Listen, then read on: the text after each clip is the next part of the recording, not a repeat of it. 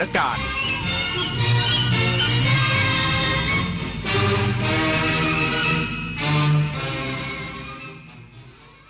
รับฟังข่าวต้นชั่วโมง 17 นาฬิกากับอรัญญาชมชื่นกรมศิลปากรเริ่มก่อสร้างพระเมรุมาตรในพระราชพิธีถวายพระเพลิงพระบรมศพสมเด็จพระนางเจ้าสิริกิติ์พระบรมราชินีนาถพระบรมราชชนนีพันปีหลวงอีกสักครู่กลับมาติดตามรายละเอียดค่ะ25 กุมภาพันธ์ของทุกปีคือวันวิทยุกระจายเสียงไทยวันที่รำลึกถึงการกำเนิดกิจการวิทยุไทยโดยพระองค์เจ้าบุรชัดชัยยากรกรมพระกำแพงเพชรอัครโยธินตลอด 96 ปีที่ผ่านมาวิทยุเป็นสื่อสำคัญที่ถ่ายทอดข่าวสารความรู้และอยู่เคียงข้างคนไทยเสมอมา 25 กุมภาพันธ์วันวิทยุกระจายเสียงไทยคุณค่าของเสียงที่อยู่คู่สังคมไทยพี่ครับเกมนี้บอกว่าแค่ลง10 บาทก็ได้แล้วผมจะกดแล้วนะเดี๋ยวก่อนเกมแบบนี้หลอกเด็กนะผมแค่7 ขวบจะโดนหลอกด้วยเหรอแต่เล่นเป็นนะโหลดเป็นด้วยก็นี่ไงเพราะเด็กสมัยเนี้ยเข้าถึงสมาร์ทโฟนเร็วมากแถมยังเล่นเกมเก่งแบบน้องพี่นี่แหละหยุดคิดถามเช็คถ้าเป็นเกมที่ต้องโอนเงินก่อนหรือชวนให้เล่นได้เงินง่ายๆอย่าเชื่ออย่าโหลดร่วมกันสอดส่องบุตรหลานปกป้องจากเกมออนไลน์หลอกลวงและภัยจากมิจฉาชีพทักผิดหรือตั้งใจหลอกระวังมุกแกล้งทักผิดแล้วตีสนิทชวนลงทุนเริ่มจากทักผิดตีสนิทจากนั้นชวนรวยด้วยการลงทุน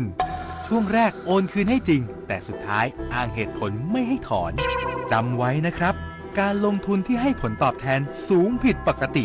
มักเป็นกลโกงตั้งสติไม่เชื่อไม่สูญเงินพบเบาะแสแจ้งตำรวจไซเบอร์1441ตลอด24ชั่วโมงแสนอาลัยสมเด็จพระพันปีหลวงไทยทั้งปวงหมองหม่นก่นร่ำให้พระผู้เสด็จสู่ฟ้าสวรรคาลัยแนบดวงใจตามพระบาททุกชาติภพปวงประชาน้อมสำนึกในพระมหากรุณาธิคุณเป็นล้นพ้นอันหาที่สุดมิได้ข้าพระพุทธเจ้าคณะผู้บริหารข้าราชการและเจ้าหน้าที่สถานีวิทยุกระจายเสียงแห่งประเทศไทยกรมประชาสัมพันธ์กรมศิลปากรเริ่มก่อสร้างพระเมรุมาตรในพระราชพิธีถวายพระเพลิงพระบรมศพสมเด็จพระนางเจ้าสิริกิติ์พระบรมราชินีนาถพระบรมราชชนนีพันปีหลวงนายพนมบุตรจันทราโชติอธิบดีกรมศิลปากรกล่าวว่ากรมศิลปากรได้เริ่มก่อสร้างโครงสร้างหลักพระเมรุมาตรในพระราชพิธีถวายพระเพลิงพระบรมศพสมเด็จพระนางเจ้าสิริกิติ์พระบรมราชินีนาถพระบรมราชชนนีพันปีหลวงบริเวณท้องสนามหลวงภายหลังการจัดพิธีปักหมุดประกอบด้วยงานด้านสถาปัตยกรรมศิลปกรรมและงานภูมิสถาปัตยกรรมสื่อถึงพระราชสมัญญาแม่ของแผ่นดินที่ทรงประกอบพระราชกรณียกิจเพื่อประสบกนิกรชาวไทยมีส่วนยอดเป็นทรงมงกุฎแปลงหลังคาซ้อน7ชั้นเชิงกรอนเสมอด้วยพระมหาปราสาทในพระบรมมหาราชวังโดยมีบริษัทผู้รับจ้างที่เคยถวายงานในการจัดสร้างพระเมรุมาตรและอาคารประกอบในพระราชพิธีถวายพระเพลิงพระบรมศพพระบาทสมเด็จพระบรมชนกาธิเบศรมหาภูมิพลอดุลยเดชมหาราชบรมนาถบพิตรร่วมดำเนินการควบคู่ไปกับการดำเนินงานด้านศิลปกรรมประกอบพระเมรุมาตรที่จะทำงานด้านหัตถกรรมและประณีตศิลป์ในพระราชดำริของสมเด็จพระนางเจ้าสิริกิติ์พระบรมราชินีนาถพระบรมราชชนนีพันปีหลวงนำมาใช้ในการจัดสร้างฉากบังเพลิงทั้งย่านลิเผาและปีกแมลงทับมาริชโยรายงานกกต.เห็นชอบให้รัฐบาลใช้งบฉุกเฉินช่วยเหลือผู้ประสบอุทกภัยแล้วและรัฐบาลเดินหน้าจ่ายเงินเยียวยาตามกรอบกฎหมายนางสาวลัทธิดาเพิดวิวัฒนารองโฆษกประจำสำนักนายกรัฐมนตรีเปิดเผยว่าคณะรัฐมนตรีรับทราบมติของสำนักงานคณะกรรมการการเลือกตั้งหรือกกต.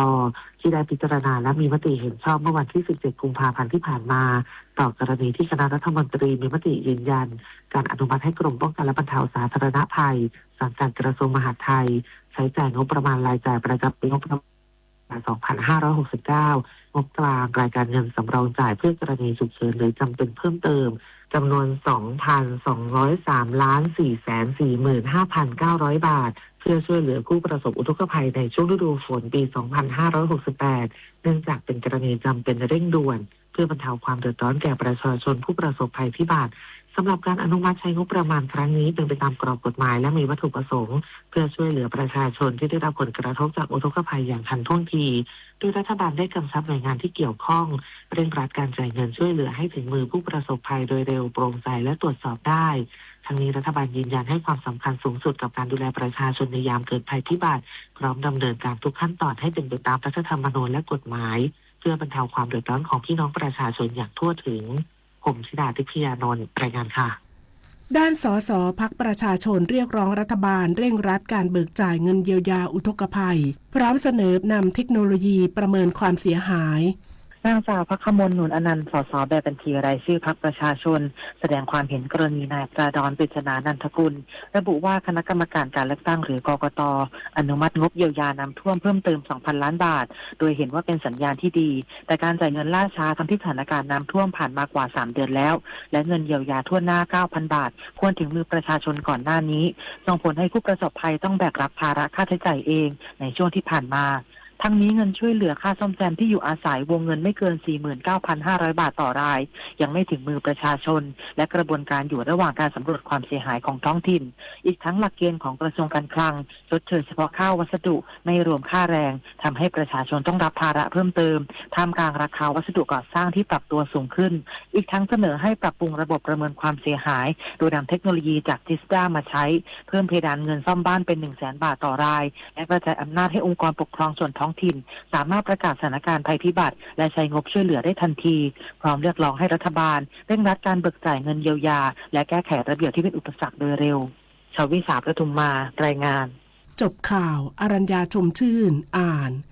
รับฟังข่าวครั้งต่อไปเวลา 19 นาฬิกาค่ะ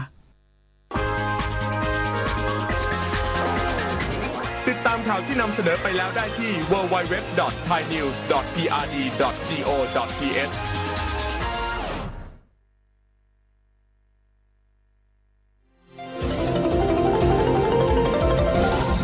วิทยุแห่งประเทศไทยให้ความรู้คู่ความสุข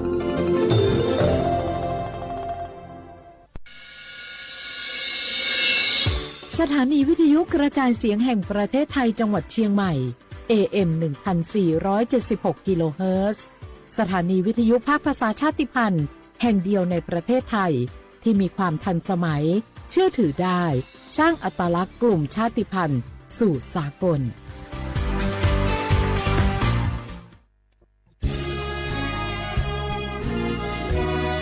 พระบารมีปกเกล้าเพื่อปวงชนชาวไทย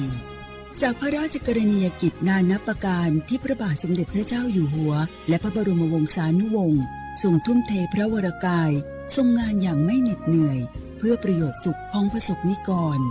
จากโครงการหลวงสู่การพัฒนาแหล่งน้ำส่งเสริมการศึกษาและด้านสาธารณสุขที่มุ่งเน้นการพึ่งพาตนเองและการพัฒนาอย่างยั่งยืนทุกย่างพระบาทคือการทรงงานทุกพระราชดำริคือพลังแห่งการพัฒนาเพราะประชาชนคือหัวใจของแผ่นดินร่วมเสริมสร้างความรักในสถาบันหลักของชาติโดยสำนักงานประชาสัมพันธ์ที่ 3 กรมประชาสัมพันธ์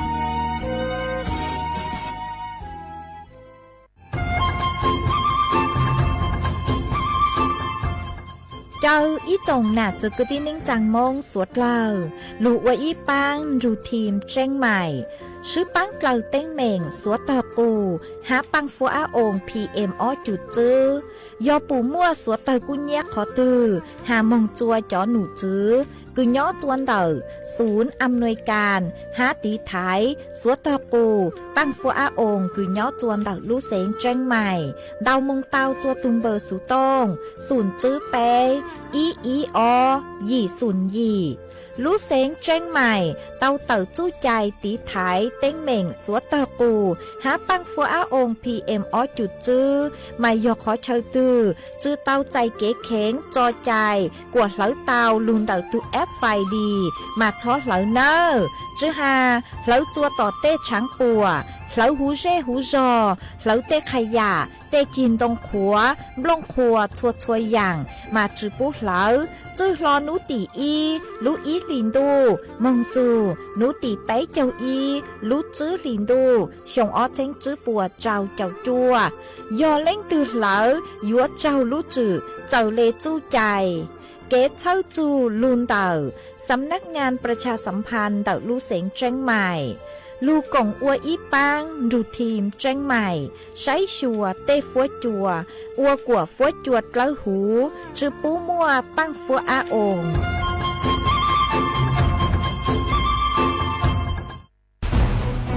ทุกคนเร็วๆทุกคนเก็บของเร็วๆแผ่นดินไหวแล้วแผ่นดินไหวเดี๋ยวพี่เดี๋ยวก่อนจะรีบไปไหนเก็บของไปไหนพี่เนี่ยพี่ดูในข่าวเขาทำคลิปมานะว่าจังหวัดเราเนี่ยแผ่นดินจะไหวพี่ไม่มีแฟนเลยเนี่ยกลัวตายมากเลยเนี่ยไม่อยากตายเอ้าพี่ไปฟังข่าวปลอมมาอีกแล้วเหรอทำไมพี่ไม่ไปดูข้อมูลแผ่นดินไหวที่แอป Earthquake หรือว่า Thai Disaster Alert อ่ะเขาบอกข้อมูลหมดเลยว่าสถานการณ์แบบไหนระดับไหนต้องทำตัวยังไงบ้างอีกอย่างถ้ามือถือพี่ไม่มีเน็ตเนี่ยเขาจะมีเซลล์บอร์ดแคสส่งข้อความแจ้งเตือนมาที่โทรศัพท์พี่โดยตรงเลยพร้อมข้อปฏิบัติด้วยเหลือแค่พี่ปฏิบัติตามนั่นแหละต้องใจเย็นๆลงละขอบคุณมากนะน้องโอเครู้ทันสาธารณภัยห่างไกลความเสียหายด้วยความปรารถนาดีจากสำนักงานประชาสัมพันธ์ที่ 3 กรมประชาสัมพันธ์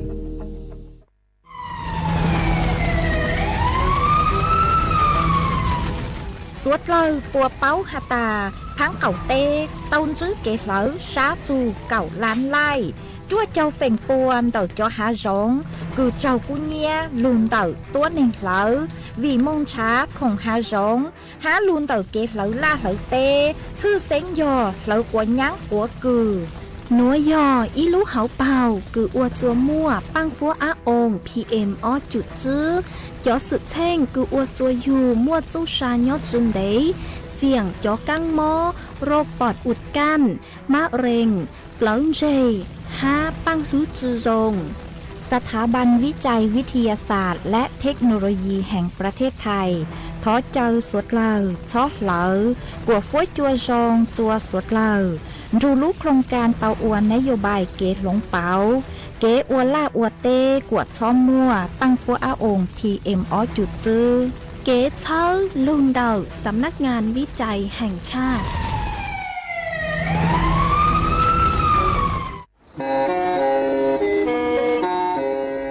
เล่งตือสังเกงโฆษณาจวนเต่าสุต้องจัวสังชัว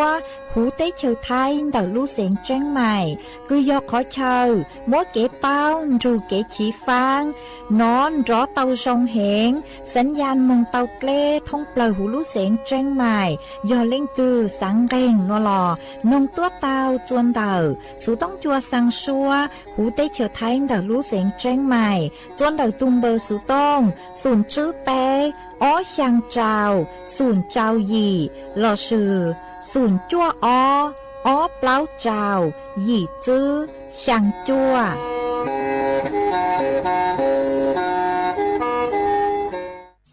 Thái Bồ Sân Chi Tu Rưng Ê Thổ Đà Đăng Chi Tăng Bồ Sân Tệ Tùng Tê Hoa Thô Tề Si Thu Thổ Đà Đăng Tăng Bồ Sân Thế Hoa Có Hô Lù La Tùa Thế Ca Chú Bồ Sân Bồ Thông Chi Tu Rưng Chê Thổ Đà Đăng Chi Tăng Bồ Sân Thế Hoa Tệ Tùng Tê Hoa Thô Tề Si Thia Ê Đà Đăng Tăng Bồ Sân Chê Tư Có Hô Lù La Thế Ca Thia Nhê Lê Bồ Sân Chi Tờ Hoa Nhá Bồ Sân Tăng Bồ Sân Bồ Thân Tí Tu Rưng Ê Lùa Tây Tùa Chi Đó Đông Thế Hoa Tùng Công Tùa Công Chi Đông Ê Thơ Bà Lùa Chi Lùa Đi Chi Đơ Lần Sa Nò Lo Lần Dô Lúa Quả thế lần vô nọ lo lần lo vua thơ cha cổ sinh mù tao cổ sinh tí tu kinh thế rùa tí tùa chi đá đông ê hoa công tùa công chi đông ê thơ bà rùa tí đơ tí tí rùa lưu tí rùa ma nhớ đây lần xa nọ lo lần vô quá thơ ê lần vô nọ lo lần na vô quả ma nhớ đây ngộ sân tí tu khen kê mù qua là tê tùa đô thoa ê chi tâu nhà na tùa đi nô khoa thế ta na ngộ sân tí tu khen kê mù qua là tê tùa đô đô tà ê qua chi tâu nhà na đi nô nà ma nhà thay cha ngộ sân tí tu khen kê ngộ sân mục thế lo mù tí chùa đa cổ đa tùa lo ta trí ê ngộ sân tí tu khen kê tư có hô lù la chi sơ kê thế cổ sân mù tí chùa đa cổ đa thằng lo tha thơ ê cổ sân tí tu khen từng tư có hô lù la chi sơ tơ nghe đây cổ sân kê na lu nghe trí tình đủ ba qua tổ ê tê tê qua nằng nha đi đồ ma nghe cổ sân kê na lu nghe trí tình đủ ba qua cân tê tê tê qua nằng nha đi thân nghe đây cổ sân tí tu khen kê qua nhà mua qua xóa ra ê qua sông thòng lo chi tha thế cổ sân cổ thân tí tu khen kê qua nhà mua qua xóa thấy qua sông lo thòng chi ta chế thế cổ sân chi tí thằng chi qua ê gì tí tòa gì chi qua cổ sân tí tu khen kê thế chi tí tòa chi lê ê gì tí tòa gì chi chi nè chi cổ sân xe qua tòa ê thế cổ sân thiền đó thiền địa tô nhà ca ti nhà ca tuần đó ta mong ê đó thiền địa tô nhà nông ti thế nhà nông tuần đó ta có đi tới tô chí năng tu thế na đủ tăng tờ kê đây lần tu na ê ha ma lần tu xe chê lần tu tùa ta đi tùa thế lần tu chê ngộ sân ê qua nhá thùng lo lợi tí ê ta chê thế quá lo qua lu trí tổng tao tùa tờ tùa trong hòa nu tu tí lần tu tùa ta ê thay hòa lu thơ bông nghe đây lần tu tiền cầu sân qua nhá thùng lo lợi tí ê ta tiền thay lo qua lu trí tổng tao tùa tờ tùa ta ê mò 能都多这才莫路车上。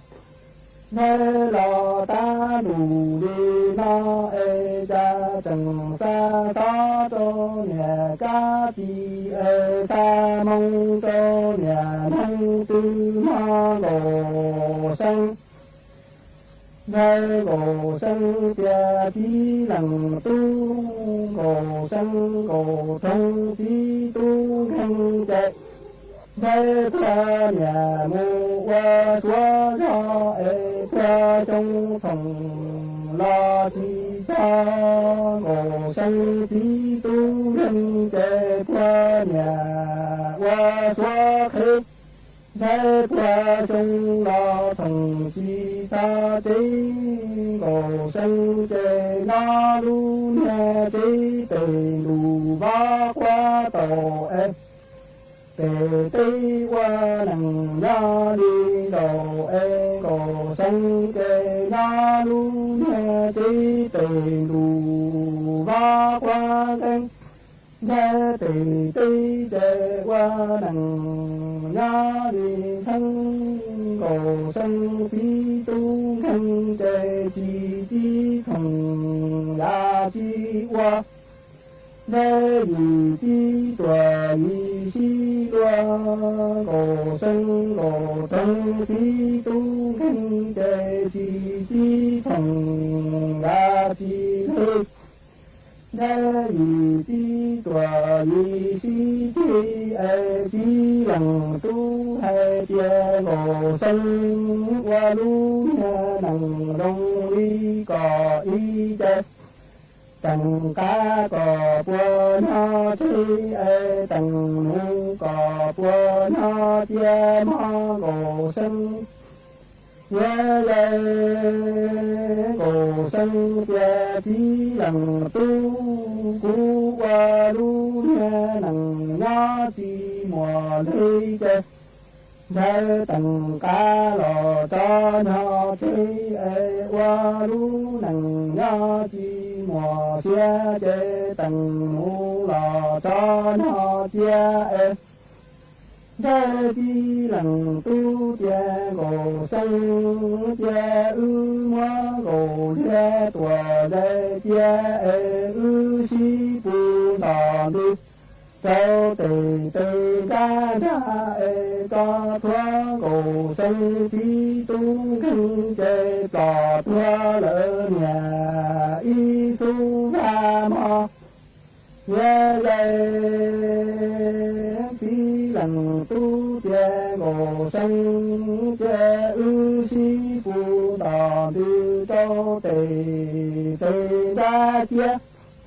thế vua cho thoa gồ sân gồ thông tí tu khăn chế tò thoa lỡ nhà y tu xe chế thì xe là đó ส่วนจื้อหนัวเจกุยมวยอีร่างลูเป้าจะลูถังคาจัวไปสวดเลยเตาเป้า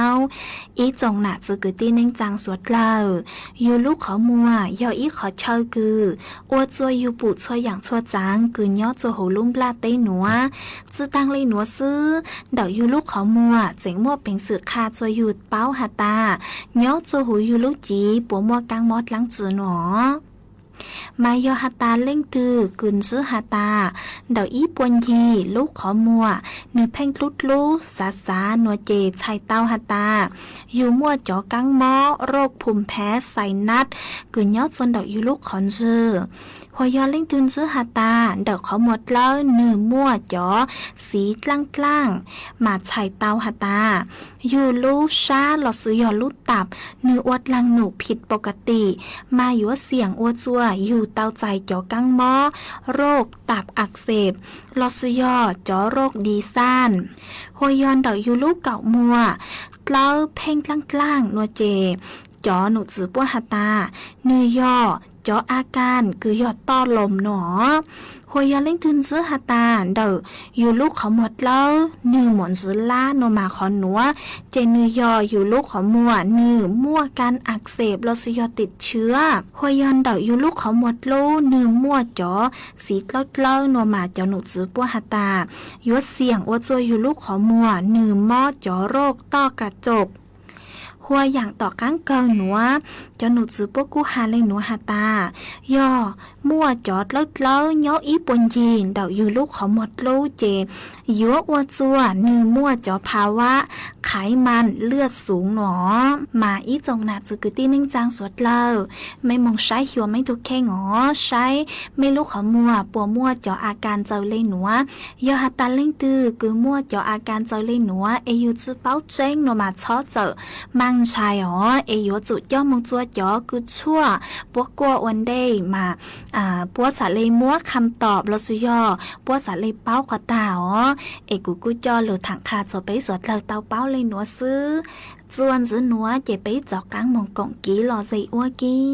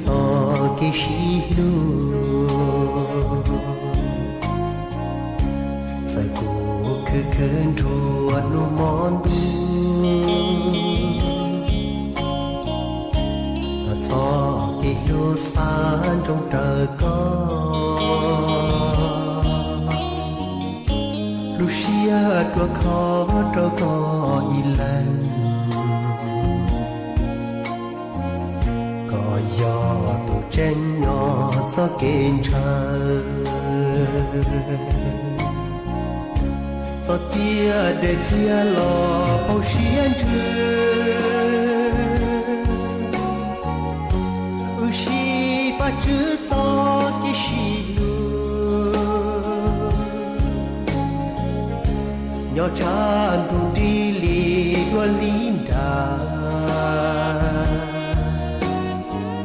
si lo ti si bo cao ji sa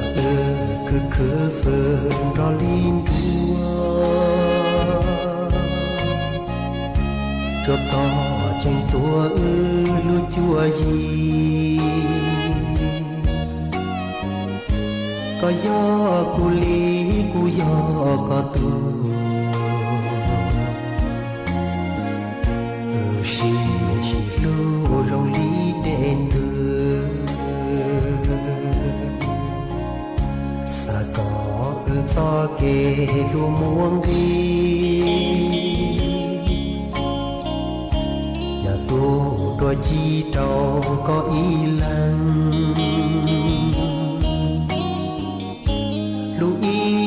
neng hao cho cái chúa nụ cho nụ cơ ta ý chia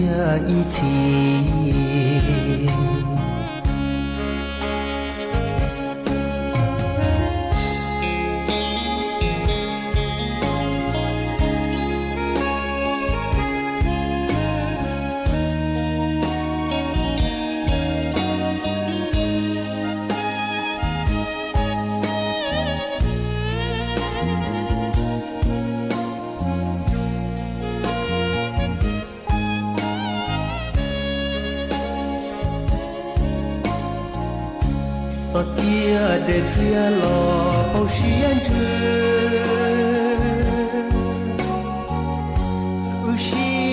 chữ gió cái xì lùa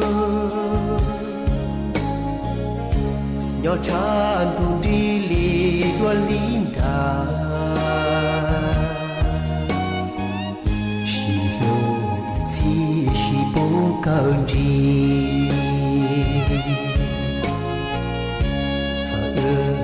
cứ phương đó linh đua cho to tranh tua lu chua gì có gió cu lý cu gió có tu xì xì lu rong lý đèn đưa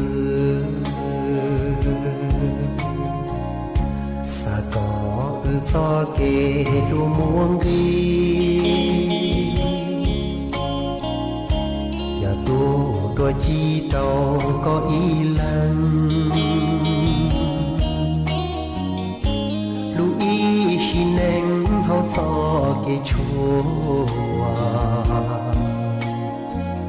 mù cho nụ cơ ta ý thiên ta ý thiên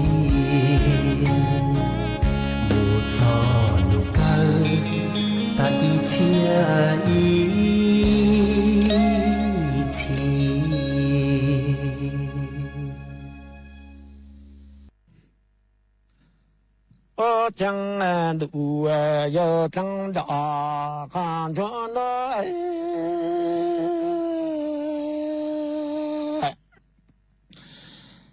chẳng nghĩ nhớ bỏ linh ca số lý quân nó nghĩ lý ya chỉ nó tê mô ta tự vắng tự lo nó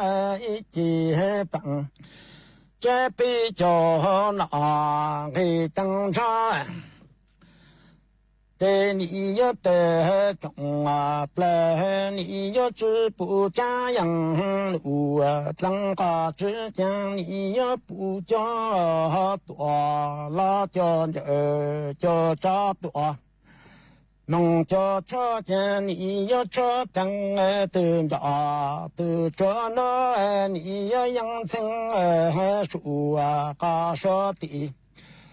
ý在大国你一生的这么定这就那等待你一帮中这等着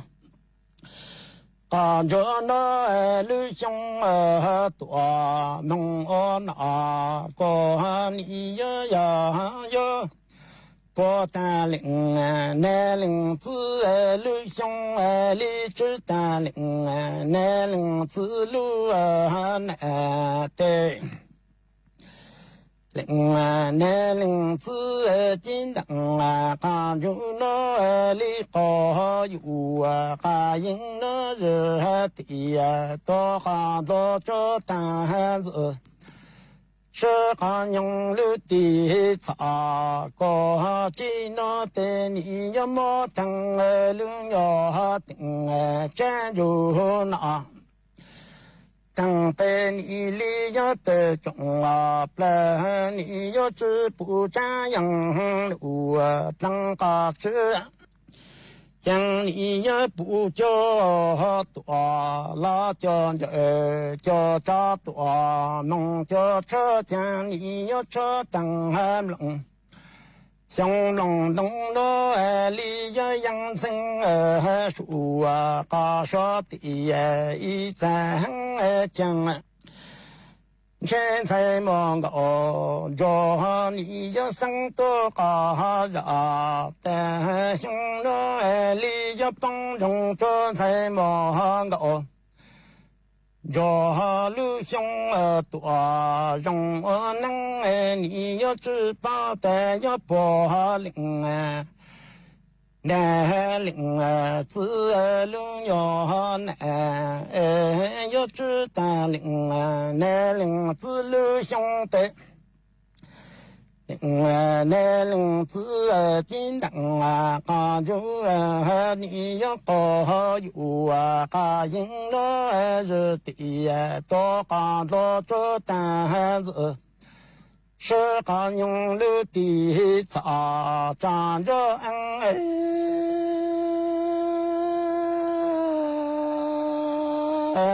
江海岭。南岭子金灯啊，刚就多，老灯长多，进了多呀，几道灯着，刚着呀，将你要走走，让走老老路要顶站。在你里要上多高呀，在我林里滚了的都这么，那只么只得这拉风忙站住了那个。将你里要上多高呀，但这呀的都得给过，啥个人要拿的。这里忙站住了那个都这么，那这么只得你要拿。俺个来能走路要在个么多，是的是你路要将俺家干着那将俺你要nhà么。林家手里狗长着，看着那你里呀走走，让走老路要顶。这对你要上的都这么，那这么只得这拉风忙。站住了那个你要上的呀的都得给过，啥个人要拿的。接着忙站住了那个都这么，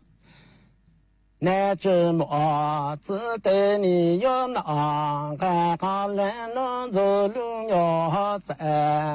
个么里要是的多个难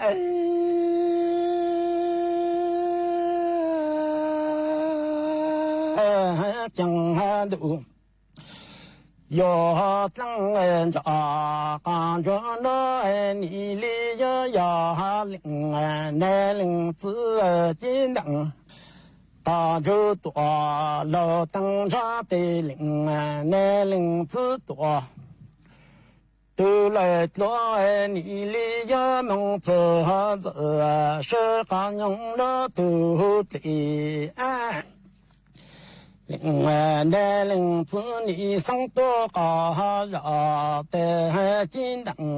高就多老灯茶的家领那领子里有是山的要蒙头看你里有这灯着高着呀的你里要都着灯着，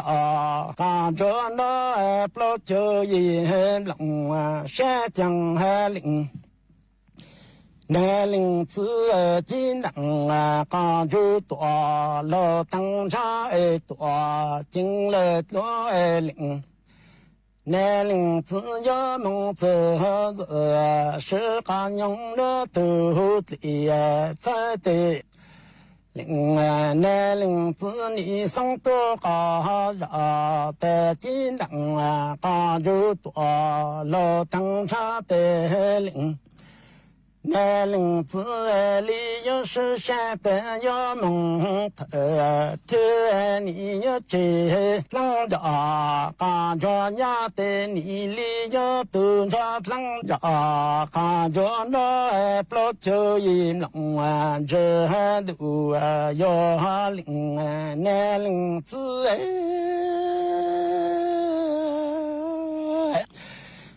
将你要nhà我林里狗长着看着那 lý do tờ trọng ple ni nhớ chế lọ dòng xe chế linh tọa dòng lọ ni nhớ chữ phụ cha yang lụ chẳng có chữ lý do xe ta tọa có thể tọa mong cho cha ni chẳng đủ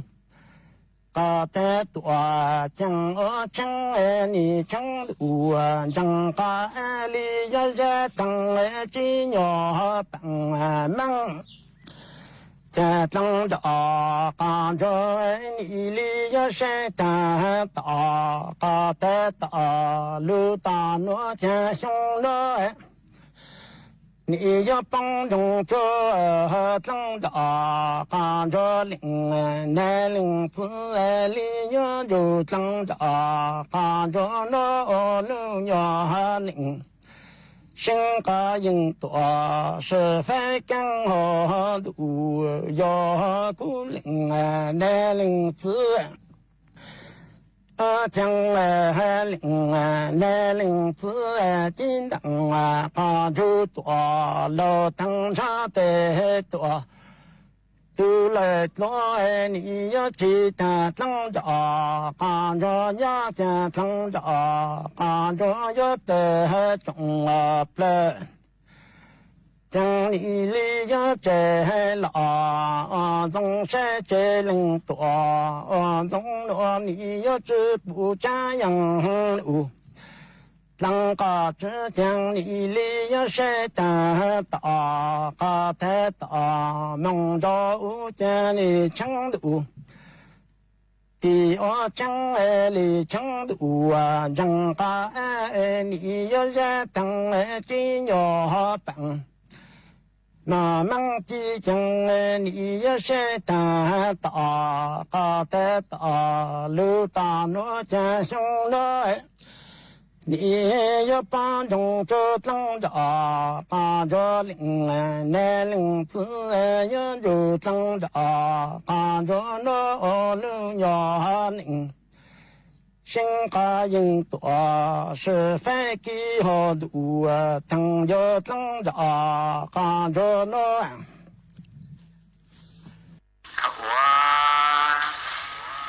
安那子这么一点多生活里那路 plan nên là người cái từ mình nông tốt tệ tốt tăng nó tệ nên là nó hạt cho lại gì ta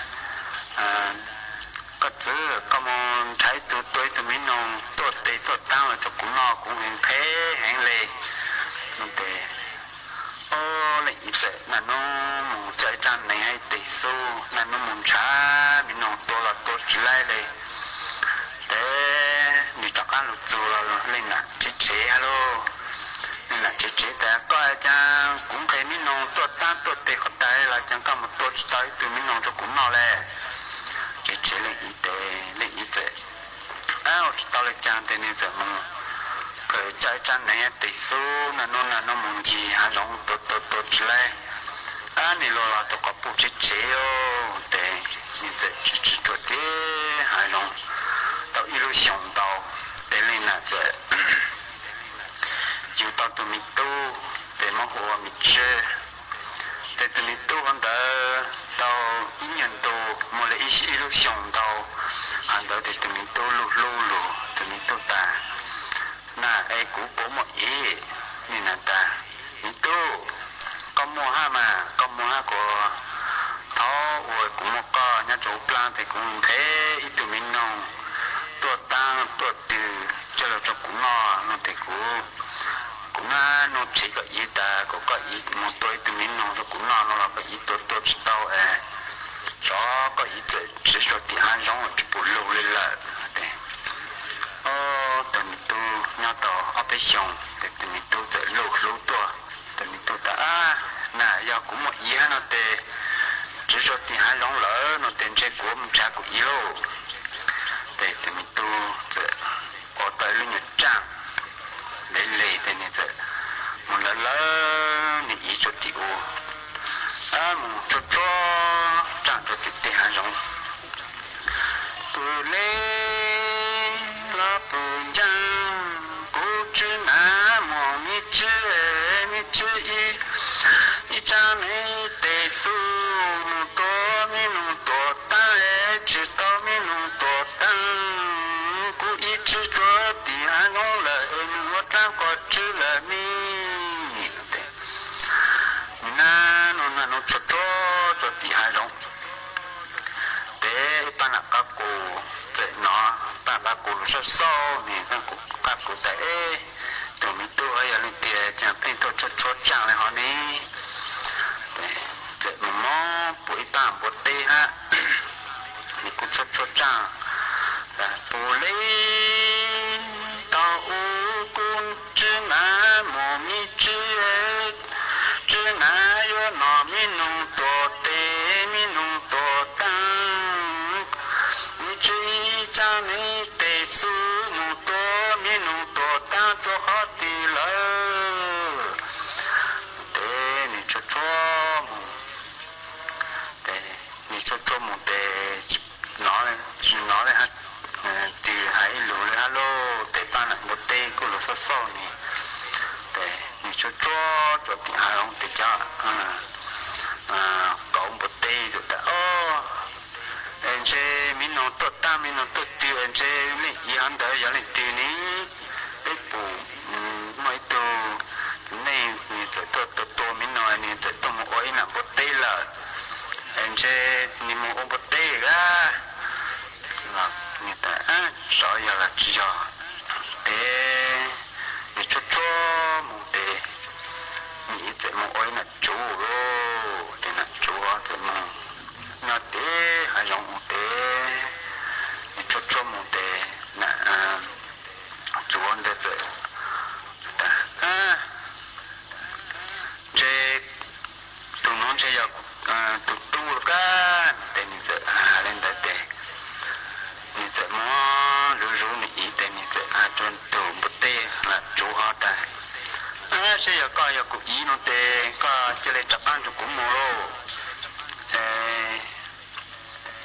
cũng ý chỉ cho tiền nó nói cũng dùng chui cũng thay lên tôn trái giờ coi giờ cũng ý té con cho cũng tập ăn mua nhà té mình lấy ý tôi một ý chủ té này té tập khó này ý té này cho lên này ý liệu chủ thì chế té người ta na cũng tôi cho lấy ý liệu rồi té nè mà cho lên mà té lên là ta itu ai có ý muốn là chứ là itu mỗi là chủ có tôi cho là chúng ta là ý muốn lô té tôi cho nó muốn cho lô nó lên là chỉ chế lô té lên ý chỉ cho ăn là té mỗi nụ té nè cho ăn chỉ chế lên là té tôi đến đấy chỉ lại lên chỉ ăn được té ra luôn rồi nó té mà sau lên đấy tàu về gia lên nè yêu tàu tụi mình tu nhau học lại tụi lên là ăn hàng thế mình nông lại ít giờ mà mua chỉ tàu mình nông lại ít lô la lên là chế để như thế chỉ một cái tiền hai giống là mình nông qua ít là chỗ lại này tụi mình cho lại này chỉ chấp ăn lô la này này chỉ chế mình ít chỉ ra chấp ăn một cái tiền hai giống em một cái một chỗ lại em mua chỉ tàu lô lại để ra nó giờ ít ra cứ luôn rồi lúc khai cho chấm nhau ta tàu lên là mua từ mình nhỏ plan để lên là kinh phê nhà ôi nhà nó để thay để cho một lên đó là ra lên cho nó sau lên nó sẽ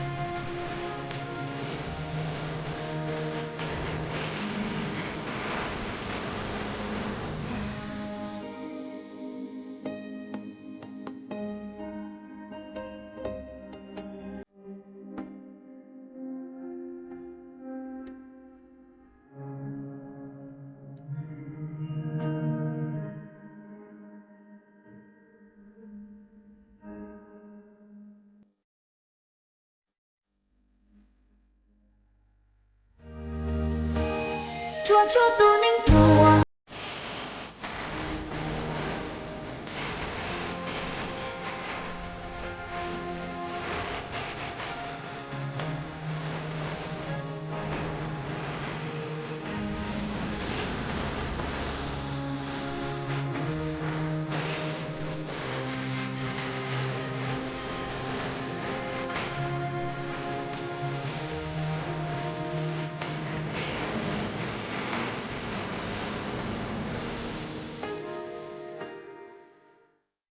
ý trong nà chỉ cứ đi nên trang suốt lờ lúc sức hỏi yếu tăng lờ chị cũ ở trong đau cho mấy suốt lờ cứ mấy băng chân gang sự tông chua hà lu mong đợi lúc sành tranh mày hà mấy cú lùn thu của nhỏ ủa phong như thảo bí lù chua chua thảo sao lúc sức hỏi yếu tăng lờ chị cú yếu sao sự tông chua chơi cha lên núa lờ xứ bây lên mảng giọt cắn lô xuân rứt lùa chua thảo lúc sức hỏi chứ tính chu trao tính ha cậu香tính chu cậu dị tính nhỏ chùa chùa chùa nô em nô nua chỉ yếu sao số tông chùa chơi cha lên núa lợn xứ thọ chùa quả mấy chùa chùa lên chùa tù chuẩn dư châu kín nó căng nhỏ rồng suốt lờ哇呀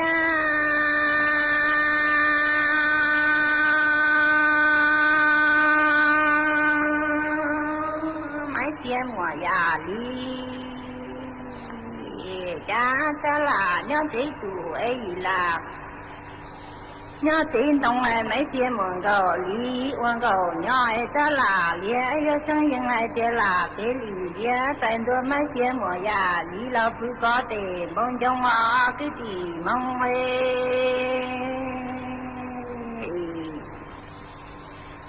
哇天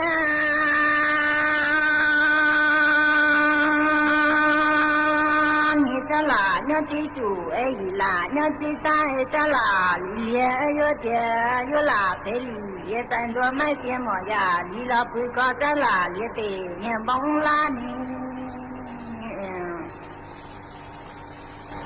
哇天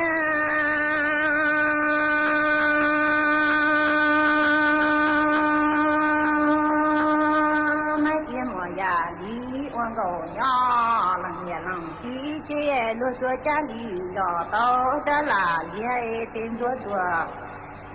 tê sơ khâu không được khâu tê tim nhà mấy chia mong cầu mấy chia mỏ già lì là tên đầu linh chia quân cầu lý những thao còn nhẹ có một tí nhau đua chùa cha lì đỏ tao cha là lìa tên chùa tê sơ khâu không được khâu tê xin đuổi mấy kia mỏ già lý ní là tên đầu linh đua mấy kia mỏ già lý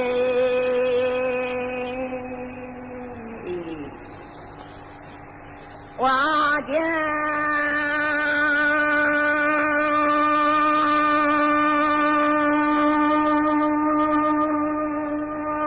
大头干农狗，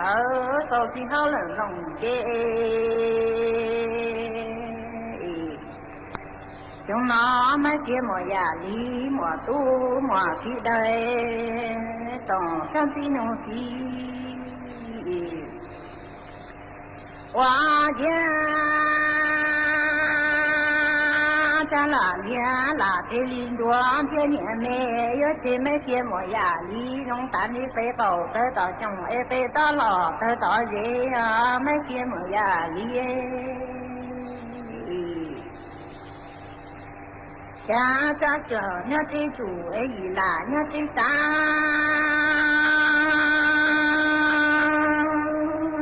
đua chùa cha cha là biết tên của mù chùa tí sơ khâu ấy không được khâu ta tệ xin đua ấy trong nó đua chùa cha lì rõ tao cha là liên đầu liên liên xin lấy na thấy yo tu lu tiên đủ sở linh để tạm luôn gò các ruột cả y tế sở để cha sa ni lúa chua cha lì rõ tao cha là liên đầu liên liên lò xin lấy coi ô lúa xe đỡ củ bao có tài chỉ luôn gò các ruột để sở để cha con thở 把我被这几批我不老早些。寂寞呀，力气爆出来，烈呀三万条，如愿天天遥远那寂寞呀的，他把我搞到几批我被这天寂寞呀，力气爆出来，烈呀三我先入住，如愿天天没有自己梦梦哒。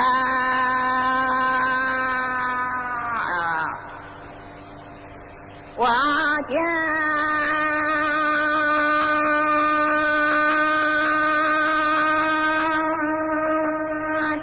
烈气帮狗狼狗有了中带中狼狗老呀大的西南有这啦烈，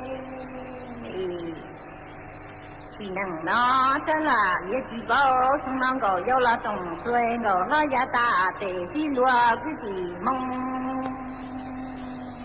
这中狗老都顶个天狗。要学问这路么弄大的新家，在中国老都这个啷个要你问这路么弄大的新个自己梦的，我家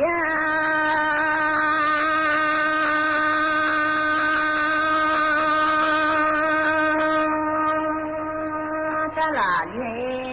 些地哪里让村长你？可到可被压家，说家里找到在哪里老谁都能蒙带上那些哪里今天正来有三个老大宝，那年说的生活娱乐弟兄大自己蒙蒙的。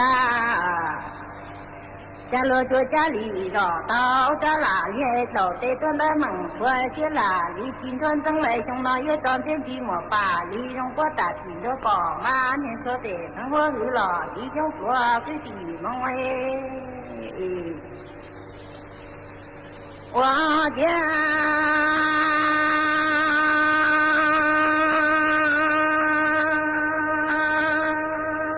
哪里个有功那有钱，我些都住，今天呢要来路，这个路个东的个边，这哪里些今年中来有功那有钱，我些都住，今天呢要来路，这个路个东的个这哪里？我家。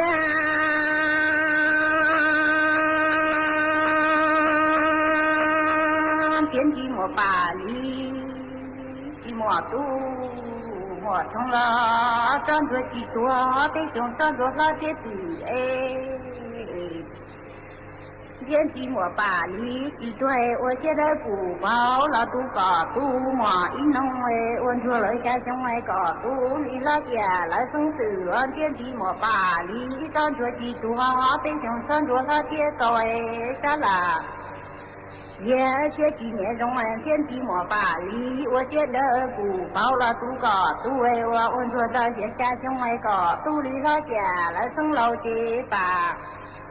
那农工作在哪也去做茶，到农的中间把后背还都在哪，也些过那错月自己梦。